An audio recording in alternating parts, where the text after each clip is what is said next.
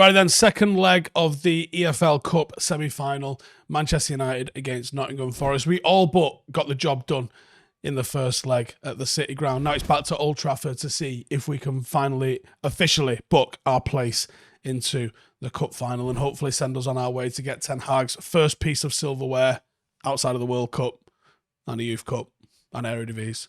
So his fourth piece of silverware as Manchester United manager.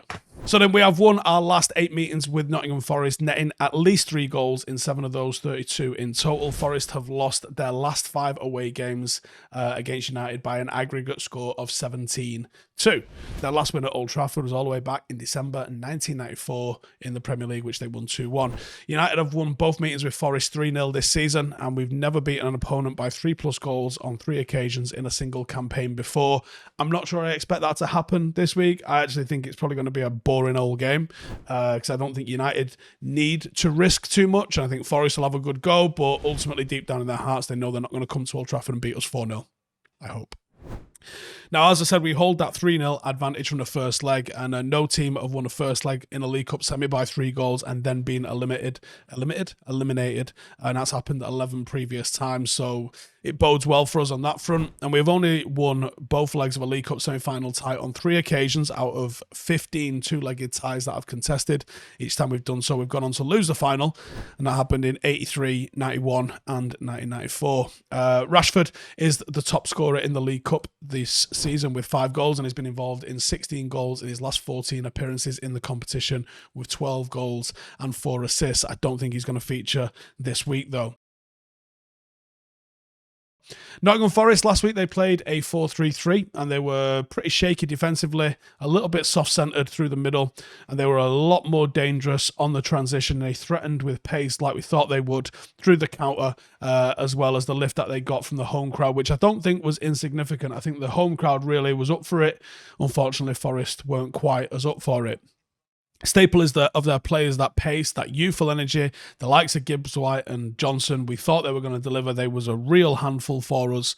And the fact that they chased lost causes is frustrating, at least. But Dennis is likely to come in for Gibbs White, who looks like he's carrying a knock. But it's from the same thing. You're talking about energy, pace, electric. Jesse Lingard still has quality, and they also still threaten from set pieces. Surridge isn't the threat that Awoni is or Chris Wood is, but he can still be a real physical handful. And they did rattle us early doors, but United scored at just the right time to keep the tie ticking over nice and easy. They definitely have enough quality to hurt us, and you've got to believe they're going to be up for this. And United are going to have to match it in terms of intensity, if not just for the first 30 minutes. If United can get the first 30 minutes out of the way without conceding, maybe even find ourselves a goal to the good, the tie's done, I think. The tie is done. Starman for Forest, I believe, Brennan Johnson. Johnson has got quite a wide range of skill and allows him to be deployed in a number of different roles, especially as a 10 or a winger. He was dangerous all game last time, and he absolutely ran us ragged. He was probably one of the better players on the pitch, actually. Blistering speed and acceleration. He gets away from defenders. You also get that on and off the ball. He's got great link-up play, great engine. He's a threat in behind, and when United play a high line, that's always a problem, and he's quality on both feet. United 11, I'm going to rotate a little bit, but I'm going to keep in a little bit of experience just to try and see the tie out with the minimum amount of fuss. And I'm going with De Gea in net. I'm going with Wan-Bissaka, Martinez, Varane and Shaw, who've all had a little bit of a break. Casemiro, Zidane Iqbal back in the team. Pellistri, Fernandez, Garnacho, all behind Weghorst leading the line up front. And a match winner for United, I actually think Weghorst. Been a bit of an unsung hero since he arrived. And his hold-up players really helped us constantly sustain attacks. We look great against low-block teams. Now you've got that focal point. His work rate from the front is brill. I like his movement. I like his link play. He's just not very quick. Outside of that, everything he does is fantastic. And I think he gets himself on a score sheet in this game at Old Trafford. And I think he loves it when he does it. How do we beat them? Don't be too adventurous. Don't be too expansive. Cover their pacey forwards. Probably tell the fullbacks not to be crossing the halfway line too much. Just sit in and play the ball forward and see what happens. We were broke on quite often at the City ground, and a better team probably punishes us. So you've got to be wary of being far too complacent. And that's why I tell the fullbacks just to sit in for half an hour. Stop letting them get 1v1 or even +1 on us in the back line. And then you can rest the occasional players, but I wouldn't rest too many.